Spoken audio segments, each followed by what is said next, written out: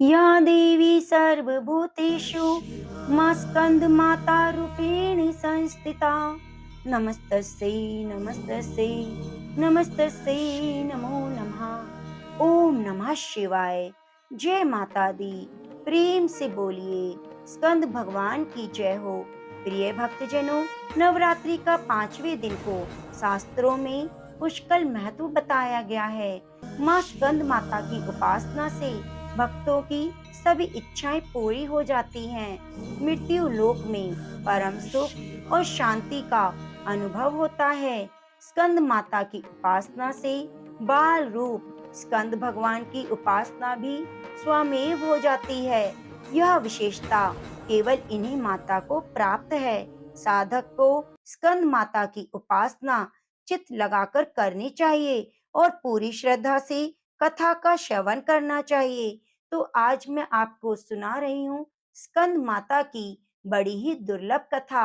आप इस कथा को चित्त लगाकर पूरी श्रद्धा से सुनिए और सुनने से पहले जय माता दी जरूर लिखिए। मोक्ष के द्वार खोलने वाली माता परम सुखदाई है। भगवान कार्तिकेय को स्कंद नाम से भी जाना जाता है। यह प्रसिद्ध देवासुर संग्राम में देवताओं के सेनापति बने। पुराणों में इन्हें कुमार और शक्ति कहकर इनकी महिमा का वर्णन किया गया है।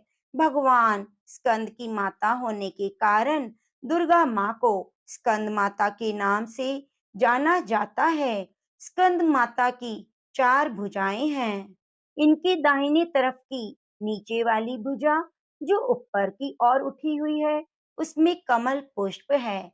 बाईं तरफ की ऊपर वाली भुजा में वर मुद्रा और नीचे वाली भुजा जो ऊपर की ओर उठी है, उसमें भी कमल पुष्प ली हुई है। इनका वर्ण रंग पूर्णतः शुभ्र है। ये कमल के आसन पर विराजमान है, इसीलिए माता को पद्मासना देवी भी कहते हैं। सिंह इनका वाहन है। सूर्य मंडल की अधिष्ठात्री देवी होने के कारण इनका उपासक अलौकिक तेज और कांति से संपन्न हो जाता है। पौराणिक कथा के अनुसार तारकासुर नाम का एक राक्षस था। उसने घोर तपस्या करके ब्रह्मा जी को प्रसन्न कर लिया। उनकी तपस्या से प्रसन्न होकर ब्रह्मा जी प्रकट हुए। राक्षस तारकासुर ने ब्रह्मा जी से अमर होने का वरदान मांगा, जिस पर ब्रह्मा जी ने उसे कहा, ऐसा संभव नहीं, क्योंकि जन्म लेने वाले हर प्राणी का अंत निश्चित है। यह सुनकर तारकासुर निराश हो गया, लेकिन उसने बड़ी ही चालाकी से पुनः वरदान मांगा कि उसकी मृत्यु सिर्फ भगवान शिव के पुत्र के हाथों से हो। ऐसा वरदान मांगने के पीछे उसकी यह सोच थी कि भगवान शिव कभी विवाह करेंगे ही नहीं, तो उनका पुत्र भी नहीं होगा, क्योंकि प्रिय भक्तजनों, भगवान शिव का विवाह सती से हुआ और सती ने अपने पिता दक्ष के यहाँ यज्ञ में आत्मदाह कर लिया। उसके बाद भगवान शिव समाधि में चले गए। तो प्रिय भक्तजनों, तारकासुर ने सोचा वह हमेशा के लिए अमर हो जाएगा। ब्रह्मा जी से उसने वरदान प्राप्त किया और वरदान पाते ही उसने लोगों के ऊपर भीषण हिंसा और अत्याचार शुरू कर दिया। सभी देवी देवता उससे भयभीत हो गए। उसके अत्याचारों से भयभीत होकर सभी भगवान शिव के पास गए और भगवान से तारकासुर के अत्याचारों से मुक्ति दिलाने की प्रार्थना करने लगे। प्रिय भक्तजनों, सती ने हिमालय के घर पर फिर से पार्वती के रूप में जन्म लिया और भगवान शिव को पाने के लिए कठिन तपस्या की। भगवान शिव ने उनकी अनेक बार अलग-अलग तरह से परीक्षा ली और अंत में मां पार्वती से उन्होंने विवाह किया। मां पार्वती से विवाह के बाद उनका एक पुत्र हुआ, जिसका नाम स्कंद कार्तिकेय था। फिर माता पार्वती ने अपने पुत्र को तारकासुर से युद्ध लड़ने के लिए प्रशिक्षित करने हेतु स्कंद माता का रूप धारण किया, जिसके बाद स्कंद कार्तिकेय ने तारकासुर का वध कर दिया और सभी देवताओं को और लोगों को उसके अत्याचार से मुक्त किया। हमें एकाग्र भाव से मन को पवित्र रखकर माँ की शरण में आने का प्रयत्न करना चाहिए। इस घोर भवसागर से दुखों से मुक्ति पाकर मोक्ष का मार्ग सुलभ बनाने का उत्तम उपाय दूसरा नहीं है। संतान की प्राप्ति हेतु स्कंद माता की पूजा जरूर करनी चाहिए, क्योंकि माँ स्कंद माता गोद में लिए हुए पुत्र कार्तिकेय के साथ हैं और उनकी पूजा से संतान प्राप्ति का और उनकी लंबी आयु का वरदान प्राप्त होता है। तो प्रेम से बोलिए, स्कंद माता की जय हो, भगवान कार्तिकेय की जय हो। हे माता, अपने भक्तों पर सदा कृपा बनाए रखना।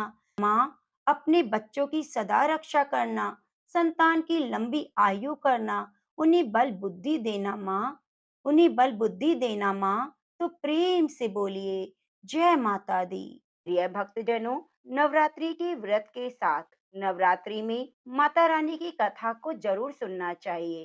तो आइए माता रानी के चरणों का ध्यान करते हुए रसपान करते हैं पवित्र और दुर्लभ कथा। आप इस कथा को पूरा अवश्य सुनिए और अपने जीवन की मंगल कामना के लिए माता रानी की कृपा प्राप्त करने के लिए जय माता रानी जरूर लिखिए। बृहस्पति जी बोले, हे ब्रह्मा जी, आप अत्यंत बुद्धिमान, सर्वशास्त्र और चारों वेदों को जानने वालों में श्रेष्ठ हो। हे प्रभु, कृपा कर मेरा वचन सुनो। चैत्र, अश्विन, माघ और आषाढ़ मास के शुक्ल पक्ष में नवरात्रि का व्रत और उत्सव क्यों किया जाता है? हे भगवान, इस व्रत का क्या फल है? किस प्रकार करना उचित है? पहले इस व्रत को किसने किया, सो विस्तार से कहो। बृहस्पति जी का ऐसा प्रश्न सुनकर ब्रह्मा जी कहने लगे, हे बृहस्पति, प्राणियों का हित करने की इच्छा से तुमने बहुत ही अच्छा प्रश्न किया है। जो मनुष्य मनोरथ पूर्ण करने वाली दुर्गा, महादेवी, सूर्य और नारायण को ध्यान करते हैं, वे मनुष्य धन्य हैं। यह नवरात्रि व्रत सभी मनोकामनाओं को पूरा करने वाला है। इसके करने से पुत्र चाहने वाले को पुत्र, धन चाहने वाले को धन, विद्या चाहने वाले को विद्या, सुख चाहने वाले को सुख मिल सकता है। इस व्रत को करने से रोगी मनुष्य का रोग दूर हो जाता है। कारागार में पड़ा हुआ मनुष्य बंधन से छूट जाता है। मनुष्य की तमाम विपत्तियां दूर हो जाती हैं और घर में संपूर्ण संपत्तियां आकर उपस्थित हो जाती हैं। बंध्या और काक बंध्या ही इस व्रत के करने से पुत्र हो जाता है। समस्त पापों को दूर करने वाले इस व्रत के करने से ऐसा कौन सा मनोरथ है जो पूरा नहीं हो सकता? यदि व्रत करने वाला मनुष्य सारे दिन का उपवास ना कर सके तो एक समय भोजन करे। उस दिन बांधवों सहित नवरात्रि कथा का श्रवण करे। हे बृहस्पति, जिसने पहले इस महाव्रत को किया है, उसका पवित्र इतिहास मैं तुम्हें सुनाता हूँ। तुम सावधान होकर सुनो। इस प्रकार ब्रह्मा जी के वचन सुनकर बृहस्पति जी बोले, हे ब्राह्मण, मनुष्यों को कल्याण करने वाले इस व्रत के इतिहास को मेरे लिए कहा। मैं सावधान होकर सुन रहा हूँ। आपकी शरण में आए हुए मुझ पर कृपा करो। ब्रह्मा जी बोले, ईठत नाम के मनोहर नगर में एक अनाथ नाम का ब्राह्मण रहता था। वह भगवती दुर्गा का भक्त था। उसके संपूर्ण सद्गुणों से युक्त मानो ब्रह्मा ने सबसे पहली रचना की हो। ऐसी यथार्थ नाम वाली सुमति नाम की एक अत्यंत सुंदर कन्या पैदा हुई। वह कन्या सुमति अपने घर के बालकपन में अपनी सहेलियों के साथ क्रीड़ा करती हुई इस प्रकार बढ़ने लगी जैसे शुक्ल पक्ष में चंद्रमा की कला बढ़ती है। उसका पिता प्रतिदिन दुर्गा की पूजा और होम किया करता। उस समय वह भी नियम से वहां उपस्थित होती थी। एक दिन वह सुमति अपनी सखियों के साथ खेलने लग गई और भगवती के पूजन में उपस्थित न हुई। उसके पिता को पुत्री की ऐसी असावधानी देखकर क्रोध आया और पुत्री से कहने लगी, हे दुष्ट पुत्री, आज प्रभात से तुमने भगवती का पूजन नहीं किया। इस कारण मैं किसी कुष्टी और दरिद्र मनुष्य से तेरा विवाह करूंगा। इस प्रकार कुपित पिता के वचन सुनकर कुमति को बड़ा दुख हुआ। पिता से कहने लगी, हे पिताजी, मैं आपकी कन्या हूँ, आपके अधीन हूँ। जैसी आपकी इच्छा हो मेरा विवाह कर सकते हो। होगा वही जो मेरे भाग्य में लिखा है। मेरा तो इस पर पूर्ण विश्वास है। मनुष्य न जाने कितने मनोरथों को चिंतन करता है, पर होता तो वही है जो भाग्य में विधाता ने लिखा है। जो जैसा करता है उसको फल भी उसके कर्म के अनुसार मिलता है, क्योंकि कर्म करना मनुष्य के अधीन है, पर फल देना भगवान के अधीन है। जैसे अग्नि में पड़े हुए तृण की उसकी अधिक प्रदीप्त कर देते हैं, उसी तरह अपनी कन्या के ऐसे निर्भयता से कहे हुए वचन सुनकर उस ब्राह्मण को बहुत क्रोध आया। तब उसने अपनी कन्या का एक कोष्ठी के साथ विवाह कर दिया। अत्यंत क्रुद्ध होकर पुत्री से कहने लगा, जाओ जाओ जल्दी जाओ और अपने कर्मों का फल भोगो। देखें, केवल भाग्य के भरोसे पर क्या रह सकती हो। इस प्रकार से कहे हुए पिता के कटु वचनों को सुनकर सुमति अपने मन में विचार करने लगी, अहो मेरा बड़ा दुर्भाग्य है, जिससे मुझे ऐसा पति मिला। इस तरह अपने दुख का विचार करती हुई वह सुमति अपने पति के साथ वन चली गई, और भयानक वन में कोषायुक्त उस स्थान पर उन्होंने वह रात बड़े कष्ट से व्यतीत की। वह गरीब बालिका की ऐसी दशा देखकर भगवती पूर्व पुण्य के प्रभाव से प्रकट होकर सुमति से कहने लगी, हे ब्राह्मणी, मैं तुम पर प्रसन्न हूँ, जो चाहे वर मांग सकती हो। मैं प्रसन्न होने पर मनवांछित फल देने वाली हूँ। इस प्रकार भगवती दुर्गा का वचन सुनकर ब्राह्मणी कहने लगी, आप कौन हैं जो मुझ पर प्रसन्न हुई? ये सब मेरे लिए कहा और अपनी कृपा दृष्टि से मुझ दासी को कृतार्थ किया। ऐसा ब्राह्मणी का वचन सुनकर देवी कहने लगी, मैं आदि शक्ति हूँ और मैं ही ब्रह्मा, विद्या और सरस्वती हूँ। मैं प्रसन्न होने पर प्राणियों के दुखों को दूर कर सुख प्रदान करती हूँ। हे ब्राह्मणी, मैं तुम पर तुम्हारे पूर्व जन्म के पुण्य के प्रभाव से प्रसन्न हूँ। तुम्हारे पूर्व जन्म का वृतांत सुनाती हूँ। सुनो, तुम पूर्व जन्म में निषाद भील की स्त्री थी, बहुत पतिव्रता थी। एक दिन तेरे पति निषाद ने चोरी करने के कारण तुम दोनों को सिपाहियों ने पकड़ लिया और लेकर जेल खाने में डाल दिया। उन लोगों ने तेरे को और तेरे पति को भोजन भी ना दिया। इस प्रकार नवरात्रि के दिनों में तुमने न तो कुछ खाया और न जल पिया, इसलिए 9 दिनों तक नवरात्रि का व्रत हो गया। हे ब्राह्मणी, उन दिनों में जो व्रत हुआ, उस व्रत के प्रभाव से प्रसन्न होकर तुम्हें मनवांछित फल दे रही हूँ। तुम्हारी जो इच्छा हो सो मांगो। इस प्रकार दुर्गा के कहे वचन सुनकर ब्राह्मणी बोली, अगर आप मुझ पर प्रसन्न हैं, तो हे दुर्गे, आपको प्रणाम करती हूँ। कृपया करके मेरे पति के कोढ़ को दूर करो। देवी कहने लगी, उन दिनों में जो तुमने व्रत किया था, उस व्रत के एक दिन का पुण्य अपने पति का कोढ़ दूर करने के लिए अर्पण करो। मेरे प्रभाव से तेरा पति कोढ़ से रहित हो जाएगा, सोने के समान शरीर हो जाएगा। ब्रह्मा जी बोले। इस प्रकार देवी का वचन सुनकर वह ब्राह्मणी बहुत प्रसन्न हुई और पति को निरोग करने की इच्छा से ठीक है ऐसे बोली। जब तक उसके पति का शरीर भगवती दुर्गा की कृपा से कुष्ठहीन होकर अति कांति युक्त हो गया, जिसकी कांति के सामने चंद्रमा की कांति भी क्षीण हो जाती है।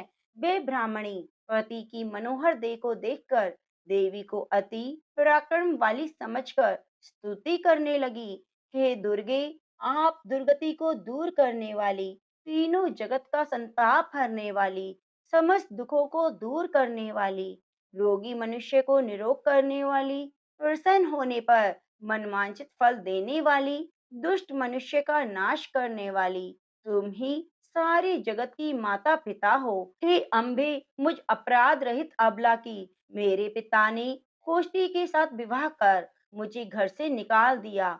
उसकी निकाली हुई मैं पृथ्वी पर घूमने लगी। आपने ही मेरा इस आपत्ति रूपी समुद्र से उद्धार किया है। हे देवी, आपको प्रणाम है। मुझ दीन की रक्षा करो। ब्रह्मा जी बोले, हे बृहस्पति, इस प्रकार उस सुमति ने मन से देवी की बहुत स्तुति की। उसे की हुई स्तुति सुनकर देवी को बहुत संतोष हुआ और ब्राह्मणी से कहने लगी, हे ब्राह्मणी, तुम्हारे उदायल नाम का एक अति बुद्धिमान, धनवान, कीर्तिवान जितेंद्रिय पुत्र शीघ्र होगा। ऐसा कहकर वह देवी उस ब्राह्मणी से फिर कहने लगी, हे ब्राह्मणी, जो कुछ इच्छा है वही मनोवांछित वस्तु तुम मांग सकती हो। ऐसे भगवती दुर्गा का वचन सुनकर सुमति बोली, हे दुर्गे, अगर आप मुझ पर प्रसन्न हैं तो कृपया करके मुझे नवरात्रि की विधि बताइए। हे दयावती, जिस विधि से नवरात्रि व्रत करने से आप प्रसन्न हो, उस विधि और उसके फल को मेरे को विस्तार से बताइए। इस प्रकार ब्राह्मणी के वचन सुनकर दुर्गा कहने लगी, हे ब्राह्मणी, मैं तुम्हारे लिए संपूर्ण पापों को दूर करने वाले नवरात्रि व्रत की विधि बताती हूँ, जिसको सुनने से सभी पाप दूर हो जाते हैं और मोक्ष की प्राप्ति होती है। अश्विन मास के शुक्ल पक्ष की प्रतिपदा से लेकर 9 दिनों तक विधि पूर्वक व्रत करें। यदि दिन भर का व्रत ना कर सके तो एक बार भोजन करें। पढ़े लिखे ब्राह्मणों से पूछकर घट स्थापना करें। वाटिका बनाकर प्रतिदिन जल से सींचे। महाकाली, माँ लक्ष्मी, माँ सरस्वती की मूर्तियां बनाकर उनकी नित्य विधि से पूजा करें। पुष्पों से विधि पूर्वक अर्घ दें। बिजोरा के फूल से अर्घ देने से रूप की प्राप्ति होती है। जायफल से कीर्ति, दाग से कार्य की सिद्धि होती है। आंवले से सुख और केले से भूषण की प्राप्ति होती है। इस प्रकार फलों से अर्घ देकर यथा विधि हवन करें। खांड, घी, गेहूं, शहद, जौ, तिल, बिंब, नारियल, दाख, कदम, इनसे हवन करें। गेहूं होम करने से लक्ष्मी की प्राप्ति होती है। खीर और चंपा के पुष्पों से धन और पत्नों से तेज और सुख की प्राप्ति होती है। आंवले से कीर्ति और केले से पुत्र की प्राप्ति होती है। कमल से राज सम्मान और दाखों से सुख संपत्ति की प्राप्ति होती है। व्रत करने वाला मनुष्य इस विधान से होम कर आचार्य को अत्यंत नम्रता के साथ प्रणाम करे और यज्ञ की सिद्धि के लिए दक्षिणा दे। इस महाव्रत को पहले बताई हुई विधि के अनुसार जो कोई करता है, उसके सभी मनोरथ पूर्ण हो जाते हैं। इसमें तनिक भी संशय नहीं। इन 9 दिनों में जो कुछ दान आदि किया जाता है, उसका करोड़ों गुना फल मिलता है। इस नवरात्रि के व्रत करने से अश्वमेध यज्ञ का फल मिलता है। हे ब्राह्मणी, इन संपूर्ण मनोकामनाओं को पूर्ण करने वाले उत्तम व्रत को तीर्थ, मंदिर या घर में ही विधि पूर्वक करें। ब्रह्मा जी बोले, हे बृहस्पति, इस प्रकार ब्राह्मणी को व्रत की विधि बतलाकर देवी अंतर ध्यान हो गई। जो मनुष्य, स्त्री पुरुष इस व्रत को विधि पूर्वक करता है, इस लोक में सुख पाकर दुर्लभ मोक्ष को प्राप्त करता है। हे बृहस्पति, यह दुर्लभ व्रत का महात्म्य मैंने तुम्हारे लिए बताया। ऐसा ब्रह्मा जी का वचन सुनकर बृहस्पति जी आनंद के कारण रोमांचित हो गए। ब्रह्मा जी से कहने लगे, हे ब्रह्मा जी, आपने मुझ पर अति कृपा की, जो अमृत के समान इस नवरात्रि व्रत का महात्म्य सुनाया। हे प्रभु, आपके बिना और कौन इस महात्म्य को सुना सकता है। ऐसा बृहस्पति जी के वचन सुनकर ब्रह्मा जी बोले, हे बृहस्पति, तुमने सभी प्राणियों का हित करने वाले इस अलौकिक व्रत को पूछा, इसलिए तुम धन्य हो। यह भगवती शक्ति संपूर्ण लोकों का पालन करने वाली है। इस महादेवी के प्रभाव को कौन जान सकता है। तो प्रेम से बोलिए, जय माता दी। ओम दुम दुर्गाए नमः। प्रिय भक्तजनों, अब सुनते हैं माता दुर्गा की अनंत फलों को देने वाली कथा। इस कथा को सुने बिना हमारा व्रत पूर्ण नहीं माना जाता। किसी गांव में एक कुम्हार अपनी पत्नी और 9 महीने के बच्चे के साथ रहता था। कुम्हार माता का बहुत ही बड़ा भक्त था। कुम्हार माता दुर्गा की प्रतिमा बनाकर बाजार में बेचकर जीविका चलाता। कुम्हार और उसकी पत्नी हर रोज माता दुर्गा की पूजा किया करते। कहते हैं, माता अपने सच्चे भक्तों की परीक्षा अवश्य लेती है। एक बार कुम्हार माँ दुर्गा की प्रतिमा बनाने के लिए मिट्टी को अपने पैरों से रौंद रहा था। वह आंखें बंद करके माता दुर्गा का ध्यान करते हुए मिट्टी को रौंद रहा था।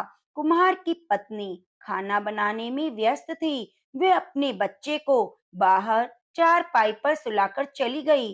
अचानक बच्चे की नींद खुल गई। वह बच्चा खेलते खेलते वहां गया जहां उसका पिता कुम्हार माँ दुर्गा के ध्यान में मग्न होकर अपने पैरों से मिट्टी को रौंद रहा था। अचानक कुम्हार का बेटा उसके पैरों के नीचे आ गया। कुम्हार ने अपने बेटे को अपने पैरों से मिट्टी के साथ रौंद दिया। कुम्हार का पैर और मिट्टी खून से सन गए। अचानक जब वह बच्चे की माँ भोजन पकाकर बाहर आई, तब उसका बच्चा चारपाई पर नहीं मिला। वह अपने पति के पास पहुंची जहां मिट्टी को वह रौंद रहा था। अचानक उसका ध्यान कुम्हार के पैर पर गया। वह कुम्हार के हाथ को पकड़कर मिट्टी से बाहर खींच लेती है। तब जाकर कुम्हार अपने होशो हवास में आता है। यह देखकर कुम्हार और उसकी पत्नी बेटे को हाथ में लेकर रोने लगे कि मैंने ये क्या कर दिया, अपने ही बच्चे को मार दिया। माता दुर्गा की प्रतिमा के सामने जाकर वह रोने लगा, गिड़गिड़ाने लगा। कुम्हार बोला, मैं तो आपके ध्यान में मग्न था। यदि हमारा बच्चा हमें नहीं मिला तो हम जान दे देंगे। माता दुर्गा दोनों की प्रार्थना सुनकर प्रकट हुई। उसी मिट्टी से एक कुम्हार के बच्चे जैसा एक पुतला तैयार किया और माता रानी ने अपनी शक्ति से पुतले में प्राण डाल दिए। कुम्हार और उसकी पत्नी अपने बच्चे को पाकर बहुत प्रसन्न हुए। माता रानी का जयकारा लगाने लगे। देवी माँ अपने भक्तों की परीक्षा अवश्य लेती है, तो प्रेम से बोलिए, जय माँ भवानी, ओम नमः शिवाय, हर हर महादेव। प्रिय भक्तजनों, अब मैं आपको सुनाने जा रही हूँ भगवान गणेश की कथा, क्योंकि गणेश जी की कथा हमें हर व्रत में सुननी चाहिए। तो प्रेम से बोलिए, गणेश भगवान की जय हो, गौरा माता की जय हो। एक गांव में एक किसान रहता था। उसकी दो बेटियां थी, कमला और बिमला। कमला की शादी अमीर परिवार में हुई, बिमला की शादी गरीब परिवार में हुई। अमीर होने के कारण कमला घमंडी हो गई थी। बिमला को अपने घर पर उसने काम पर रख लिया। बिमला उसके घर का सारा काम करती, बदले में कमला उसे बचा हुआ खाना दे देती। बिमला सीधी सीधी थी, नेम धर्म वाली थी। बिमला गणेश भगवान का नित्य नियम निभाती। जो भी खाना लाती पहले गणेश भगवान को भोग लगाती, उसके बाद ही खाना खाती, अपने परिवार को देती। एक दिन कमला के घर में खाना नहीं बचा। बिमला ने जंगल से कुछ आंवले तोड़े, उन्हें उबालकर उसने पहले गणेश भगवान को भोग लगाया, फिर बचा हुआ खाकर सो गई। उसी रात गणेश भगवान ने उसकी भक्ति की परीक्षा लेनी चाहिए। उन्होंने एक बूढ़ी औरत का वेश बनाकर बिमला के घर का दरवाजा खटखटाया। बिमला ने उठकर दरवाजा खोला तो देखा एक बुढ़िया खड़ी है। बिमला ने पूछा, माँ जी, आपको क्या चाहिए? बुढ़िया ने कहा, मुझे बहुत जोरों की भूख लगी है, कुछ खाने को दे दो। बिमला ने कहा, माँ जी, मैं तो बहुत गरीब हूँ, खाने को कुछ नहीं, उबले हुए आंवले रखे हैं, आप खाएंगी? गणेश भगवान बनी बुढ़िया के रूप में बोले, हाँ लाओ। बिमला ने भोग में चढ़ाए हुए आंवले बुढ़िया माई को खाने को दे दिए। खाने के बाद बुढ़िया माई घर जाने में असमर्थता दिखाने लगी। तब बिमला बोली, आप चिंता मत कीजिए, आप यहीं सो जाइए, कल सवेरे चली जाना। बुढ़िया माई खा पीकर सो गई। थोड़ी देर बाद बुढ़िया माई की नींद खुल गई। उन्होंने कहा, बेटी, मेरा पेट खराब हो गया है। बिमला ने कहा, आप अंधेरे में कहाँ जाएंगी, यही कोने में निपट लीजिए और अपना हाथ मेरे बालों से पोंछ लीजिए, सुबह उठकर मैं साफ कर लूंगी। बुढ़िया माई ने वैसा ही किया। जब सुबह उठी तो बुढ़िया माई वह नहीं थी। बिमला को लगा शायद मैंने सपना देखा होगा। ऐसा सोचकर वह नहाने के लिए तालाब की ओर गई। जब वह नहाने लगी तो उसके बालों से सोना झरने लगा। आसपास के लोग देखकर हैरान हो गए। अब बिमला को रात को नींद भी न आई। वह दौड़ी दौड़ी गई। घर आकर उसने देखा उसके घर के अंदर चारों ओर सोने के सिक्के बिखरे पड़े हैं। वह खुश होकर गणेश भगवान का जयकारा लगाने लगी। उसने अपने बेटे को मौसी के घर से तराजू लाने के लिए भेजा। उसका बेटा मौसी के पास जाकर तराजू मांगने लगा। मौसी ने पूछा, तराजू का क्या करेगा? बच्चा तो भोला भाला था। उसने बताया, माँ सोने के सिक्के तोलेगी। कमला ने कहा, घर में खाने को नहीं, सोना नापेगी। सच्चाई का पता लगाने के लिए उसने तराजू के नीचे चुंबक लगा दी। बच्चा तराजू लेकर चला गया। तब सोना नापने का काम खत्म हो गया तो तराजू मौसम को लौटाने आया। कमला ने तराजू को उलट पलट देखा तो नीचे एक सोने का सिक्का चिपका हुआ मिला। वे हैरान हो गई। उसे विश्वास हो गया कि बिमला बहुत धनी हो गई है, इसलिए काम पर भी नहीं आई। वे दौड़ी दौड़ी बहन के घर पहुंची। उसने पूछा, तुम्हारे पास इतना धन कहाँ से आया? बिमला सरल स्वभाव की थी। उसने सारी बातें अपनी बहन को बता दी। कमला को लालच आ गया। कमला लालचवश भगवान गणेश का नित्य नियम निभाने लगी। रोज जंगल से आंवले का गणेश भगवान को भोग लगाने लगी। एक दिन गणेश भगवान सबक सिखाने के लिए बूढ़ी औरत का वेश बनाकर उसके घर गए। बुढ़िया को बैठा देखकर वही उबला हुआ आंवला दिया। आंवला खाकर गणेश भगवान का पेट खराब हो गया। उन्होंने कमला के सारे घर को गंदा कर दिया। जब सुबह कमला की नींद खुली तो देखा सारा घर गंदगी से भरा पड़ा है, बदबू हो रही है। कमला गंदगी को साफ करने लगी, पर गंदगी तो बढ़ती जा रही थी। वे परेशान होकर बिमला के घर गई, सारी बात बताई। बिमला ने कहा, तुम्हारे पास खाने को इतना सामान था, फिर भी तुमने उबले आंवले भगवान गणेश को खिलाए। इसी कारण गणेश भगवान का कोप तुम पर हुआ है कमला। कमला को अपनी गलती का एहसास हुआ। उसने गणेश भगवान से क्षमा मांगी। गणेश भगवान ने उसको माफ कर दिया और अपनी माया समेट ली। हे गणेश जी महाराज, जैसे आपने बिमला पर कृपा करी वैसे अपने सभी भक्त जनों पर करना। जैसे कमला पर करी वैसे किसी पर ना करना। कहानी अधूरी हो तो पूरी करना, पूरी हो तो मान रखना। प्रेम से बोलिए, गणेश भगवान की जय हो। सर्व मंगल मांगल्ये शिवे सर्वार्थ साधिके शरणे त्र्यंबके गौरी नारायणी नमोस्तुते। जय माता दी। प्रिय भक्तजनों, आप सभी पर माता की कृपा बनी रहे। हे माता कुष्मांडा, आपकी जो ये कथा को सुन रहा है, रिस्पान कर रहा है, जिसने आपका व्रत किया है, आप उनके सभी मनोरथों को पूर्ण करना। प्रेम से बोलिए, जय माता दी। प्रिय भक्तजनों, आप हमारे चैनल को सब्सक्राइब करके बगल में बनी घंटी को दबाना ना भूलें। कमेंट बॉक्स में जय माता दी जरूर लिखिए। धन्यवाद।